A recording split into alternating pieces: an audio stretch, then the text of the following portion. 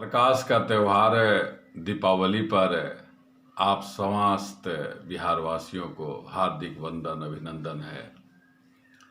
आज दीपावली प्रारंभ हो रहा है धनतेरस के रूप में, और यह त्यौहार कार्तिक मास की कृष्ण त्रयोदशी को धनतेरस कहते हैं। यह त्यौहार दीपावली आने का पूर्व सूचना देता है। इस दिन नए बर्तन खरीदना शुभ माना जाता है।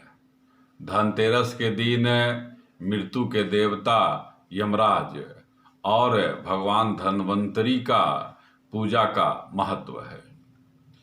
आपको यह जानना जरूरी है कि धनतेरस के त्यौहार का महत्व क्या है। भारतीय संस्कृति में स्वास्थ्य का स्थान धन से ऊपर माना जाता रहा है, और यह कहावत आज भी प्रचलित है कि पहला सुख निरोगी काया, दूजा सुख घर में माया, दूजा सुख घर में माया। इसलिए दीपावली में सबसे पहले धनतेरस का महत्व दिया जाता है, जो भारतीय संस्कृति के हिसाब से बिल्कुल अनुकूल माना जाता है। हिंदू शास्त्रों में वर्णित कथाओं के अनुसार समुद्र मंथन के दौरान कार्तिक कृष्ण त्रयोदशी के दिन भगवान धन्वंतरी ने अपने हाथों में अमृत कलश लेकर प्रकट हुए थे। मान्यता है कि भगवान धन्वंतरी विष्णु के अंशावतार हैं। संसार में चिकित्सा विज्ञान के विस्तार और प्रसार के लिए ही भगवान विष्णु ने धन्वंतरी का अवतार लिया था। भगवान धन्वंतरी के प्रकट होने के उपलक्ष्य में ही धनतेरस का महत्व मनाया जाता है। धनतेरस के दिन क्या करना चाहिए, इस पर भी हम लोग चर्चा करेंगे। धनतेरस के दिन अपने सामर्थ्य के अनुसार किसी भी रूप में चांदी एवं अन्य धातु खरीदना अति शुभ माना जाता है। धन संपत्ति की प्राप्ति हेतु कुबेर देवता के लिए घर के पूजा स्थल पर दीपदान करें एवं मृत्यु देवता यमराज के लिए मुख्य द्वार पर भी दीपदान करें।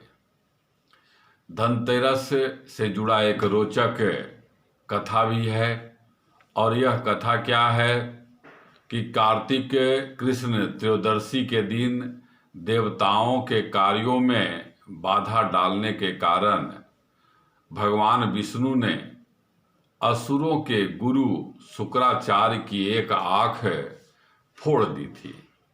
कथा के अनुसार क्या इसके पीछे कहानी है, शास्त्रों में जो वर्णित है कि देवताओं को राजा बलि के भय से मुक्ति दिलाने के लिए भगवान विष्णु ने वामन अवतार लिया और राजा बलि के यज्ञ स्थल पर पहुंच गए। शुक्राचार्य ने वामन रूप में भगवान विष्णु को पहचान लिया और राजा बलि से आग्रह किया कि वामन कुछ भी मांगे उन्हें इनकार कर देना। वामन साक्षात भगवान विष्णु हैं, जो देवताओं की सहायता के लिए तुमसे सब कुछ छीनने आए हैं। बलि ने शुक्राचार्य की बात नहीं मानी। वामन भगवान द्वारा मांगी गई 3 पग भूमि दान करने के लिए कमंडल से जल लेकर संकल्प लेने लगे।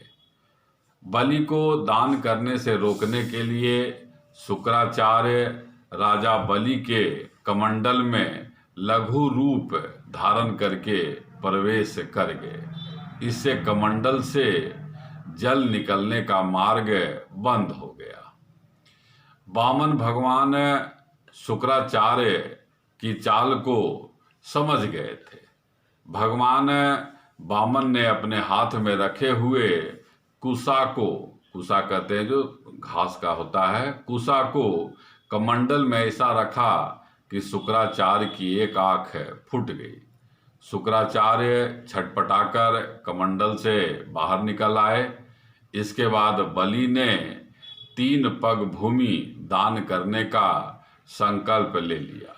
तब भगवान वामन ने अपने एक पैर से संपूर्ण पृथ्वी को नाप लिया, दूसरे पग से अंतरिक्ष को, और तीसरा पग रखने के लिए कोई स्थान नहीं होने पर बलि ने अपना सिर वामन भगवान के चरणों में रख दिया।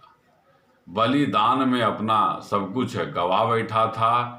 इस तरह बलि के भय से देवताओं को मुक्ति मिला और बलि ने जो धन संपत्ति देवताओं से छीन ली थी उससे कई गुना धन संपत्ति देवताओं को मिल गया। और इसी उपलक्ष्य में धनतेरस का त्योहार मनाया जाता है।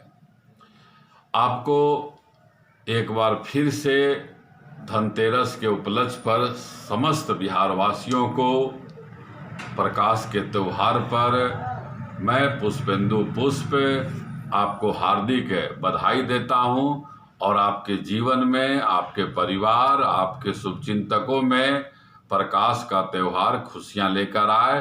धन्यवाद।